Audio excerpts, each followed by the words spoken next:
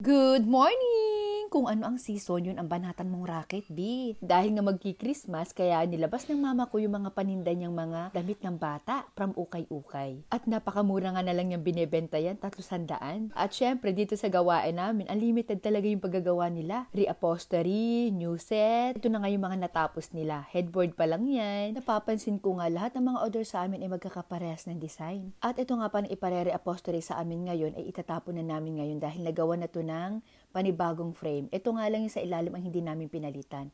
Yan pa rin yung gagamitin namin. Kailangan lang namin i-retouch yung part na yan dahil may damage na. Pero pwede pa rin naman siyang gamitin. At ito na nga yung naging outcome chillers. Hindi ko na nga lang pwedeng pabuksan yan dahil fabric po ang ginamit namin na cover dyan. At super light gray po. Kaya nakakatakot talaga siyang buksan. Nahihirapan talaga kami kapag fabric yung ginagamit tapos super light yung kulay. At ito naman dalawang side table na to, ibabagsak price ko po yan. Pa-open ko yan mamaya. Niready ko na nga rin pala yung regalo ko dun sa kasambahay namin. Balat po yan. Bali 2 inches thickness po ang kapal niyan. Yan po yung mga huling pinagtabasan ng mga foam. Kaya nga napaka-bestseller sa amin yan noong bago pa lang ako dito sa pagko-furniture. At ito pa yung isa namin i-deliver ngayon. Bali foam lang po ito sa dining chair, 3 inches thickness. Loose cushion po yan, natatanggal po yan. Pero extra po yung ginamit namin dyan, instead na tali. At marami na nga po kami ginawa ng ganyan. Kaya kung out of budget ka na gusto mong full reupholstery yung dining chair ninyo, ayan, pwede na po yung ganyan. Mura na, komportable pang gamitin. At tuwan-tuwa nga po yung nagpagawa niya sa amin. Nag-PM pa talaga siya na satisfied client. Thank you so much, ma'am. At may natapos na rin kami mga set na pailan-ilan sa biyahe po namin sa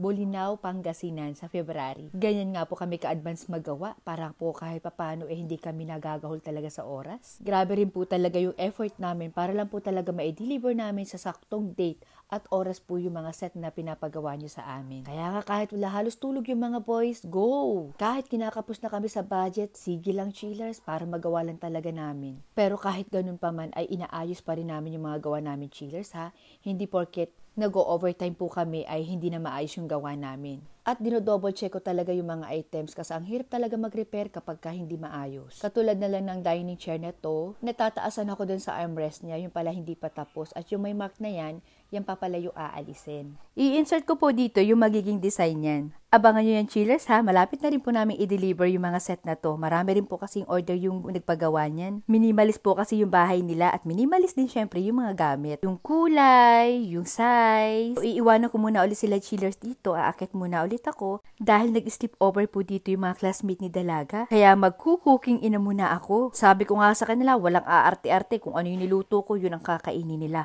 At pinipilit ko talaga yung mga bata na yan kumain ng gulay. Kasi kadalasan kapag nandito sila sa bahay at wala kami, nasa deliver kami, puro order din yung ginagawa nila. Aminin natin, ang mga kabataan ngayon, kadalasan hindi healthy yung kinakain nila. Kung makapag-advise ako, pero lulutuin ko longganisa. At least may itlog at ako ang nag-fried rice niyan, kaya iwas mantika, iwas seasoning. At sabi ko nga sa kanila, kumain sila ng maayos. Dahil pagdating ng tanghali ay nagluto naman kami ng sinigang na baboy. Yung marami talagang gulay. At para ko na silang mga anak na talaga yung tinuturing ko sa kanila. Kasi nga, madala sila dito sa bahay at yan lang talaga yung mga kaibigan ni Dalaga na kahit tighim nila, kilalang kilala ko na. At wala naman talaga akong planong kumain yan, kaya lang ito si Astor, napakakulit talaga. Sabi niya, tita, sige na kumain ka na. Kaya ayan, napakain ako na wala naman talaga sa plano. At pagkatapos ko nga silang pakainin, bumaba ulit ako at ito naman yung next na set na i-deliver po namin to sa Cavite. Bali, dining chair din po ito at mababa po ang sandalan nito. Solid wood po yung ginamit namin dito. Babarnisan pa po yan, lalagyan pa po ng foam at leather po ang gagamitin namin. Bali, sa dirty kitchen po kasi ilalagay itong mga set na to. At old client na po namin ang nagpagawa nito sa amin.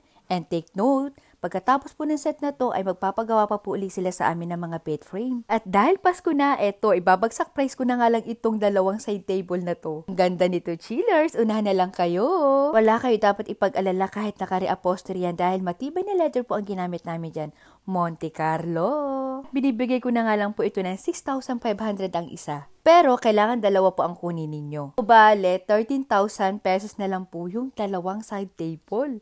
3 drawer yan. Napakarami yung pwedeng iligay dyan at smooth po yung hilahin. Kaya wag ka na magpatumpik-tumpik pa dahil pag pinost ko yan sa aking FB page, mabilis lang po yung mamamay. At eto naman yung pinakang final na dining chair na pinakita ko sa inyo kanina. O, bilis, diba? Na-revarnish na po yan at eto naman po yung pinakang foam sa pinakang upuan niya. 3 inches thickness po ang kapal niyan At tinotornilyo po namin yan, hindi namin yan basta lang ipinapatong. And syempre, para maangas tayo, leather cloth ang ginamit namin dyan. Napakaraming na nababalo sa cover na yan, chillers. Lalo na nung may mga nagwo-walk-in dito sa amin. Hindi nila akalain na leather yan. Akala po ko talaga nila tela. Kaya nga po ang codename namin dyan ay leather cloth. Italian. May kamahalan lang po talaga pero sulit naman yung ibabayad ninyo. Kung ako nga may-ari, hindi ako nakakapagpa-cover ng ganyan. Sa Monte Carlo lang talaga ako kasi nga medyo mahal po siya. Pero kung gusto mo talagang pang matagalan, gusto mo pang mamana ng mga kaapu-apuhan mo, eh mag-leather cloth ka. Pero sa tibay naman, hindi naman ihuhuli yung Monte Carlo. Yung texture lang talaga ang maangas talaga tong Italian na to. Kagaya nga ng sinabi ko sa inyo kanina, yan po ay solid wood at bagay na bagay rin po ito sa mga maliliit ang bahay. Shout out po kay Madam Villanueva, bagay rin po ito sa dining set ninyo. Mas maporma nga lang po yung pinagawa nyo sa amin. Anyway, nasa design kasi yan ng bahay. May mga bahay po kasi na hindi naman babagay yung ganyang design. Depende po sa aesthetic ng bahay. Bali, tapos na po yan at i-deliver po namin yan by December 28, 2024. Ito naman po yung mga ibang lamesa na ready to deliver na din po. Marami po kami mga di-deliver ngayong 2025 na 6-seaters, 4-seaters at mga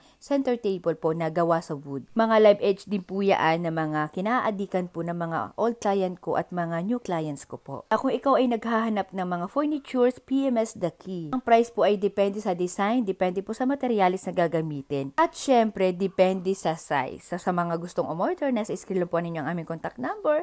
At sa price naman po, pakibasa lang. Dito po sa amin, mura pero hindi basura. Subscribe ka na!